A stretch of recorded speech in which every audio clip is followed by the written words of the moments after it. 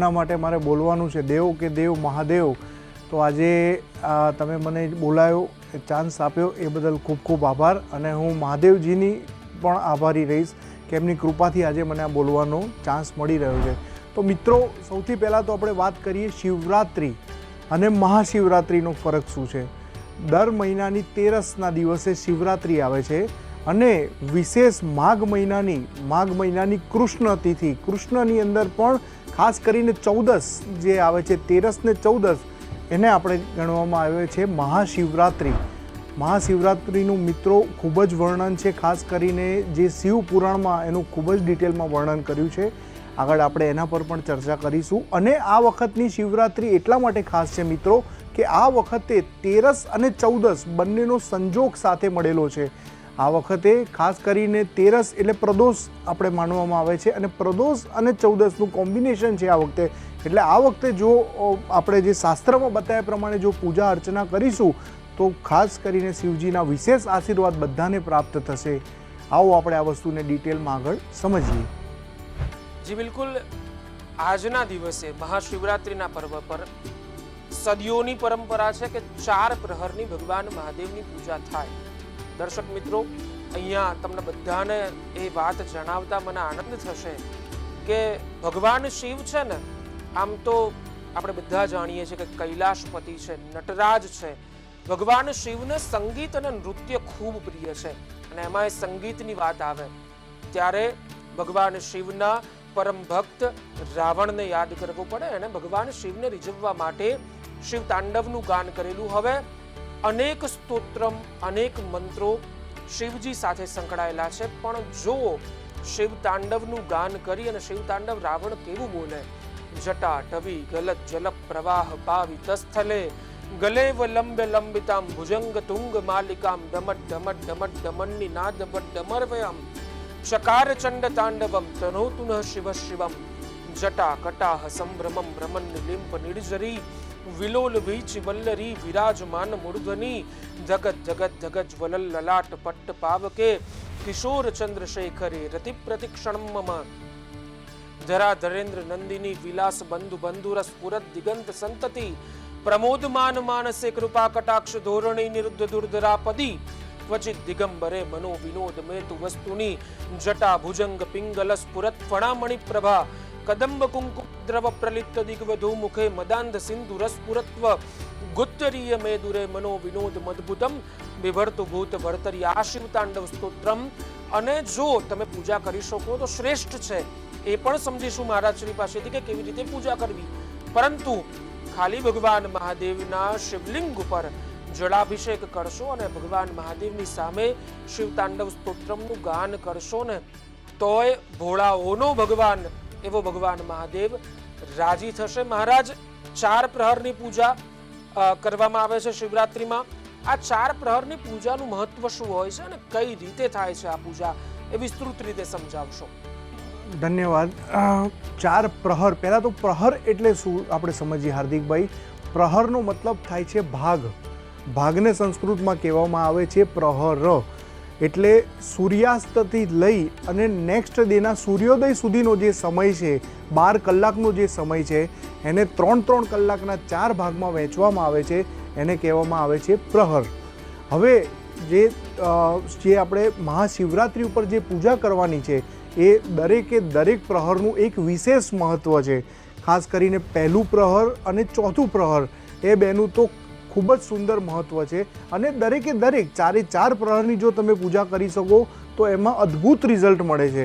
અને એવું કહેવાય છે, શિવ પુરાણમાં પણ લખેલું છે કે 4 પ્રહરમાં મહાદેવજી પોતે સ્વયં એમના દરેક શિવગણ સાથે ત્યાં બિરાજમાન હોય છે. તો આવો આપણે આનો લાભ લઈએ અને ડિટેલમાં આ વસ્તુને સમજીએ. સૌથી પહેલાં હું પહેલા પ્રહરની વાત કરીશ. પહેલો પ્રહર એટલે માની લો સૂર્યાસ્ત 6 વાગે થાય તો 6 વાગ્યાથી લઈ અને 9 વાગ્યા સુધીનો જે સમય છે એને કહેવામાં આવે છે પહેલો પ્રહર. મિત્રો, આપણને બધાને ખબર છે કે સૃષ્ટિનું સર્જન 3 તત્વથી થયેલું છે, 3 દેવતાઓથી થયેલું છે: બ્રહ્મા, વિષ્ણુ અને મહેશ.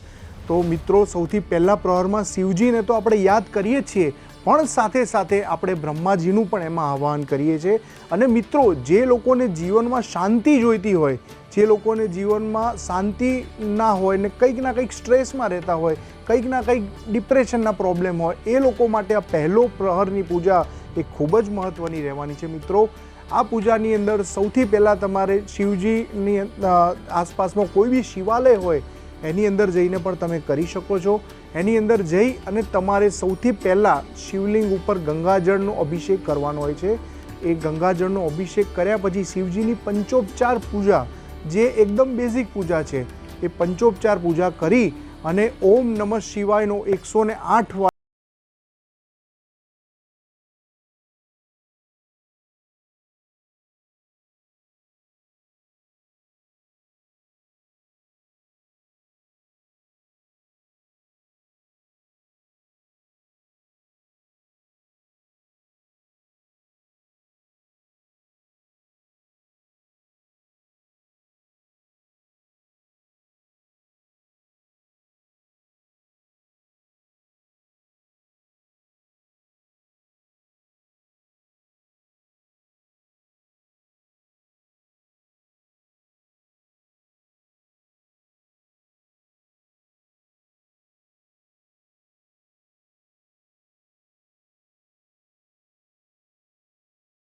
વિનંતી કરો, શિવજીને આજીજી કરો, તો ડેફિનેટલી તમને શિવજી એ પણ સમૃદ્ધિ પ્રદાન કરે છે. કારણ કે એમાં વિષ્ણુ ભગવાન પણ સાથે બિરાજમાન હોય છે. તો બીજા પ્રહરની પૂજા જ્યારે આપણે વાત કરીએ છીએ, તો બીજા પ્રહરની પૂજામાં સૌથી પહેલાં આપણે શિવલિંગ ઉપર તમે દહીં અથવા પંચામૃત, 5 અમૃત કહેવામાં આવ્યા છે શાસ્ત્રમાં, પંચામૃત, દહીં, દૂધ, સાકર, મધ અને પાંચમી વસ્તુ દહીં, દૂધ, સાકર, મધ અને ખાંડ એ મિક્સ કરી અને જે પંચામૃત બનાવવામાં આવે છે, એ પંચામૃતથી તમે જ્યારે શિવજીનો અભિષેક કરો છો, તો એમાં તમને જીવનમાં જે બી તમારી ફાઇનાન્શિયલ પ્રોબ્લેમ હોય છે, એમાં તમને મિત્રો સમાધાન મળી જાય છે અને શિવજીના તમને વિશેષ આશીર્વાદ પ્રાપ્ત થાય છે. બીજું કે જ્યારે આપણે જ્યારે બીજા પ્રહરની પૂજા કરીએ છીએ, ત્યારે ખાસ કરીને ઓમ નમઃ શિવાય, જે પંચાક્ષરી મંત્ર કીધેલો છે શાસ્ત્રમાં, એ પંચાક્ષરી મંત્રથી આપણે શિવજીનો અભિષેક કરવાનો અને એના પછી 108 વાર ઓમ નમઃ શિવાયની એક માળા કરી અને પછી તમે જો ધ્યાન કરો તો ડેફિનેટલી તમને શિવજીના વિશેષ આશીર્વાદ પ્રાપ્ત થશે બીજા પ્રહરમાં. હવે મિત્રો, આપણે વાત કરીએ ત્રીજા પ્રહરની. ત્રીજું પ્રહર એ શિવજીને પોતે સમર્પિત છે. કારણ કે ત્રીજા પ્રહર એટલે 12 વાગ્યાથી લઈ અને 3 વાગ્યા સુધીનો ટાઈમ, એને ખાસ કરીને કહેવાય છે કે શિવગણ, ભૂતગણ જે છે, ત્યારે શિવજી એમની ભૂતગણ સાથે બિરાજમાન હોય છે શિવલિંગની અંદર. તો 12 વાગ્યાથી લઈને 3 વાગ્યા સુધીનો ટાઈમ જે સાધકો છે, કે જે લોકો મેડિટેશન ફિલ્ડમાં છે, જે લોકો તંત્ર સાથે જોડાયેલા છે, જે લોકો જ્યોતિષ ફિલ્ડ સાથે જોડાયેલા છે, એ લોકો માટે આ જાગૃતતાનો આ અવસ્થામાં જો મેડિટેશન કે ધ્યાન કરવામાં આવે તો 100% એની અંદર શિવજીના વિશેષ આશીર્વાદ પ્રાપ્ત થાય છે. ત્રીજા પ્રહરની અંદર મિત્રો, શિવજી પોતે બિરાજમાન હોય છે શિવલિંગમાં. શિવજીને 5 તત્વ સૌથી પ્રિય છે: ભસ્મ, ભાંગ, બીલીપત્ર, દૂધ અને પાણી. એટલે મિત્રો, ત્રીજા પ્રહરની અંદર તમે ભાંગથી શિવજીનો અભિષેક કરી શકો, મધથી શિવજીનો અભિષેક કરી શકો, કશું ના મળે તો તમે સાદા દૂધથી પણ શિવજીનો અભિષેક કરી શકો છો. ત્રીજા પ્રહરની પૂજામાં જ્યારે આપણે શિવજી આપણી સામે સાક્ષાત બિરાજમાન છે, ત્યારે આપણે રુદ્રાભિષેક જો તમે કરી શકો તો રુદ્રાભિષેક કરવાથી તમને ખૂબ જ સારું પરિણામ પ્રાપ્ત થશે. અને ત્રીજા પ્રહરની પૂજામાં શિવજી જ્યારે સામે આપણી છે, તો તમે જે વસ્તુ એમની સાથે માંગશો, જે શાંતિ, જ્યાં તમારે ઘણા બધા સંબંધોમાં પ્રોબ્લેમ હોય, ઘણા તમારા આસપાસના કોઈ બી સર્કલમાં તમારે ફેમિલી પ્રોબ્લેમ્સ હોય, તો એનું સમાધાન તમને શિવજી ખૂબ જ સારી રીતે આપશે અને એનો તમને એ રસ્તો બતાવશે. આ તો થઈ મિત્રો ત્રીજી વાત, ત્રીજા પ્રહરની. હવે આપણે વાત કરી છે ચોથા પ્રહરની વાત, કે જે આખી શિવરાત્રિનું જે મૂળ છે એ છે ચોથું પ્રહર. ચોથો પ્રહરનો ટાઈમ છે સવારે 3 વાગ્યાથી લઈ અને 6 વાગ્યા સુધીનો, એટલે સૂર્યોદય સુધીનો જે ટાઈમ છે, એ ટાઈમની અંદર જે પૂજા કરીએ છીએ એને કહેવાય છે ચોથા પ્રહરની પૂજા. અને આ પૂજા જે હોય છે એ મોક્ષદાયીની પૂજા કહેવામાં આવે છે. કારણ કે આ જે પૂજા છે એમાં પણ શિવજી પોતે હોય છે અને બ્રહ્મ મુહૂર્તમાં આ પૂજા થાય છે. એટલે આ પૂજાની અંદર વિશેષ તમે ખાસ કરીને શિવજીને શિવલિંગ ઉપર કોઈ પણ ફળોનો રસ, શેરડીનો રસ, કોઈ પણ સારા ફળોનો રસ અથવા કોઈ પણ ખાંડનું પાણી, કેસરનું પાણી તમે શિવજીને અર્પણ કરી શકો છો. અને મિત્રો, શિવજી ભાવના ભૂખ્યા છે અને ભોળાનાથ છે, એટલે આ ચોથા ભાવની અંદર આપણે મનુષ્ય અવતાર છે ને એ મોક્ષ મેળવવા માટે મળ્યો છે, નહીં કે મજા કરવા માટે. પણ લોકો સમજતા નથી. તો આ ચોથા પ્રહરની અંદર જો તમે શિવજીની ભાવપૂર્વક પૂજા કરશો તો ડેફિનેટલી શિવજી તમને મોક્ષ આપવાવાળા એક જ દેવતા છે અને એ છે દેવ કે દેવ મહાદેવ. તો ચોથા પ્રહરની અંદર મિત્રો આપણે જે ઉત્તમ મંત્ર આપણને મળેલો છે મૃત્યુ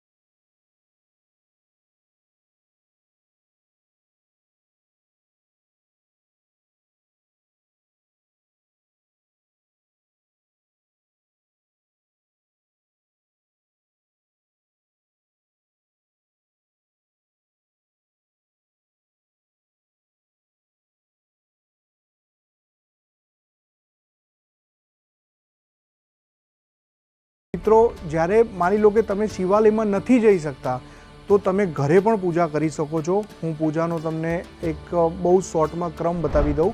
સૌથી પહેલાં જો ઘરમાં શિવલિંગ હોય તો તમારે એ શિવલિંગને પહેલાં તો ગંગાજળથી એને ધોવાનું છે, એને એકદમ સારા કપડાં સાથે એને સાફ કરવાનું છે. અને માની લો નથી તો તમે જાતે તમારા ક્યારાની સારી માટી અથવા નદી કિનારાની માટીથી તમે પોતે પણ પાર્થેશ્વર શિવલિંગનું રચના કરી શકો છો.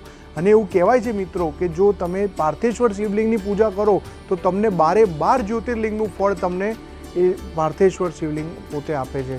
એટલે મિત્રો તમારા ઘરે જો શિવલિંગ હોય તો સૌથી પહેલાં શિવલિંગની અથવા કોઈ પણ શિવલિંગની તમારે ગંગાજળથી એને સાફ કરવાનું છે. પછી એની ઉપર ત્રિપુંડ કરવાનું છે ભસ્મથી, અને પછી એની પર શ્રદ્ધાથી દૂધ અને પાણીનો અભિષેક કરવાનો છે. પછી ત્યાં આગળ શિવ ચાલીસા પણ તમે કરી શકો છો, અને શિવ નામાવલી તમને જો આવડતી હોય, અને કશું જ ના આવડે તો જેમ હાર્દિકભાઈ આપણને જણાવ્યું એમ પંચાક્ષરી મંત્ર ઓમ નમઃ શિવાય એની તમારે 108 વાર તમારે જપ કરવાના છે. અને એના પછી શિવજીની આરતી અને નૈવેદ્ય, જે શિવજીને તમે, શિવજી એક જ એવા દેવ છે, મહાદેવ એક જ એવા દેવ છે, એને તમે જે પ્રેમથી આપશો એ દરેકે દરેક વસ્તુ એ સ્વીકાર કરશે. અને મિત્રો આ તો દિવસ છે મહાશિવરાત્રિનો, અને ખાસ કરીને ભાંગ લોકોને ગેરસમજ છે, પણ ભાંગ છે એ શીતલકારી છે, ભાંગ છે શાંતિ આપે છે તમને.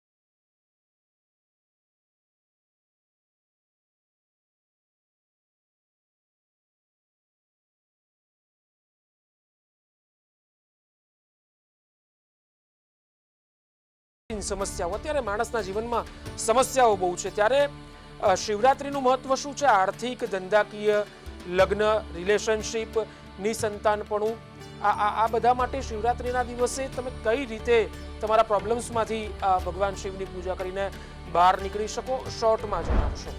ખૂબ જ સરસ સવાલ પૂછ્યો હાર્દિકભાઈ, અને આનો સવાલનો જવાબ પણ હું થોડો વિસ્તૃતમાં આપવા માંગીશ.